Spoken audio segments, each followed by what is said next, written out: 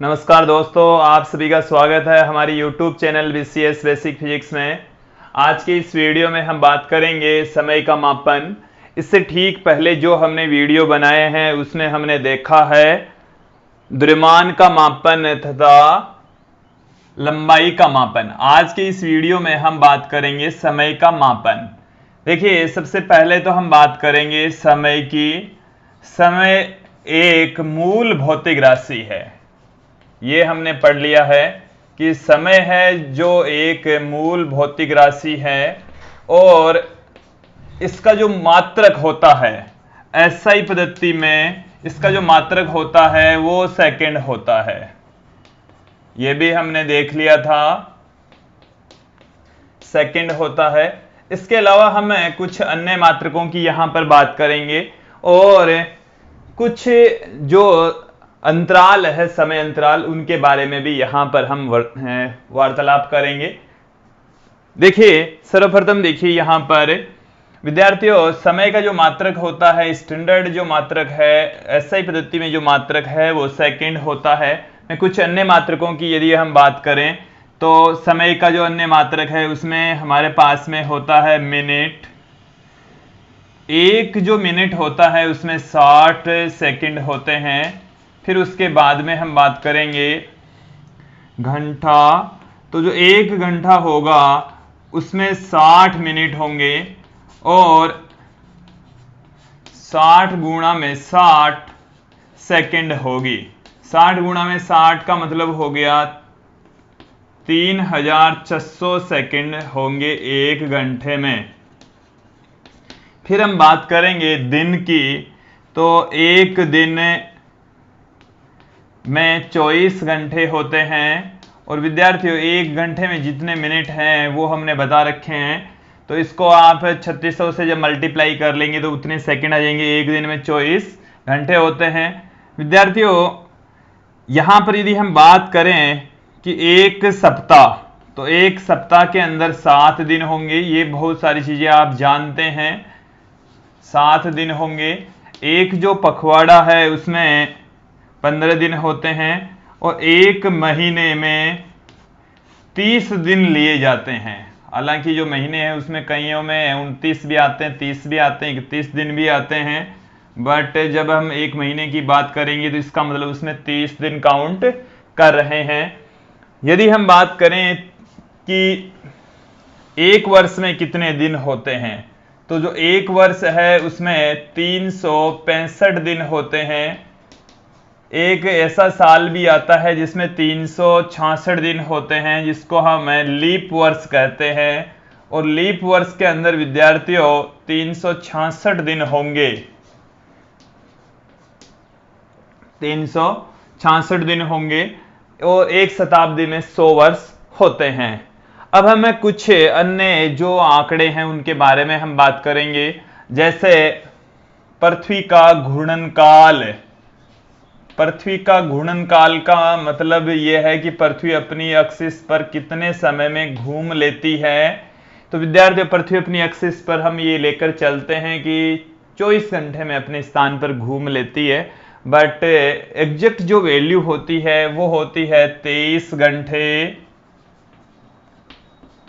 56 minute और 40 second होते हैं कि पृथ्वी अपनी अक्ष के रेस्पेक्ट एक पूरा चक्कर लगाए, उसको लगभग 24 घंटे लगते हैं। 23 घंटे 56 मिनट और 40 सेकंड का समय लगता है। पृथ्वी का परिक्रमण काल, पृथ्वी का परिक्रमण काल, परिक्रमण काल का मतलब है कि पृथ्वी के द्वारा सूर्य के चारों ओर चक्कर लगाने में लगा समय। तो विद्यार्थियों, पृथ्वी के द्वारा सूर्य के चारों ओर चक्कर लगाने में जो लगा समय है वो होता है 365 दिन 5 घंटे 48 मिनट और 40 सेकंड का समय लगता है। तो ये है एग्जैक्ट वैल्यू। तो हम एक वर्ष को 365 या 366 लेकर चलते हैं, जबकि ये पृथ्वी का परिक्रमण काल होता है। अब हम कुछ ऐसे आंकड़ों की भी हम बात करेंगे कि जब समय का हम मापन करते हैं तो किस तरीके से और किस तरीके से लिया जाता है। तो विद्यार्थियों, जैसे बहुत कम समय होता है उसको, जैसे हम छोटा समय है तो उसको मिली सेकंड में ले लेते हैं। मिली सेकंड का मतलब हो गया है 10 की घात -3 सेकंड। माइक्रो सेकंड की हम बात करेंगे यहां पर, और एक जो माइक्रो सेकंड होता है वो होता है 10 की घात -6 सेकंड के इक्वल। एक नैनो सेकंड का मतलब होता है 10 की घात नैनो सेकंड, और उसकी वैल्यू होती है 10 की घात -9 सेकंड। पिको सेकंड का मतलब हो गया 10 की घात -12 सेकंड। क्या ये काम में भी आती है? क्या इतना छोटा समय भी होता है? तो देखिए, हम कुछ एग्जाम्पल्स की बात करते हैं कि यदि कोई अस्थायी नाभिक है तो वो कितने समय के लिए रहता है। तो यदि बहुत ही ज्यादा अस्थायी कोई नाभिक है तो उसमें लगने वाला जो समय होता है वो 10 की घात -24 सेकंड होता है।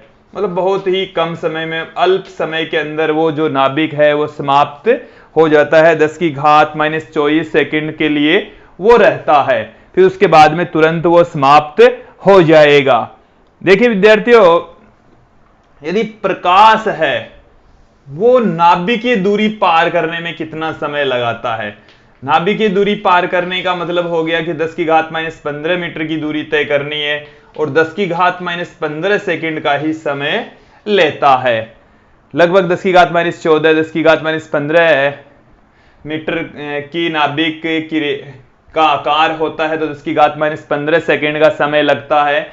विद्यार्थी, हमारी जो आंखें हैं उसको पलक झपकाने में 10 की घात -1 सेकंड का समय लगता है। हमारी जो धड़कन है उसके चलने का जो समय है वो लगभग 1 सेकंड का होता है। इसी प्रकार से अलग अलग जो घटनाएं हैं उनमें अलग अलग समय लगा है। हम जो अधिकतम समय की यदि हम बात करें तो पृथ्वी बने या विश्व को बने हुए 10 की घात 17 सेकंड का समय हो चुका है। डायनासोर को समाप्त हुए 10 की घात 15 सेकंड का समय हो चुका है। तो यदि हम अलग अलग घटनाओं की बात करेंगे तो उनका समय अलग अलग होगा। ये एक आसान सा टॉपिक था, समय का मापन, समय को एक दूसरी पद्धतियों में किस प्रकार से कन्वर्ट करते हैं और विभिन्न घटनाओं में कितना समय लगता है उसके बारे में हमने इस वीडियो में बात की।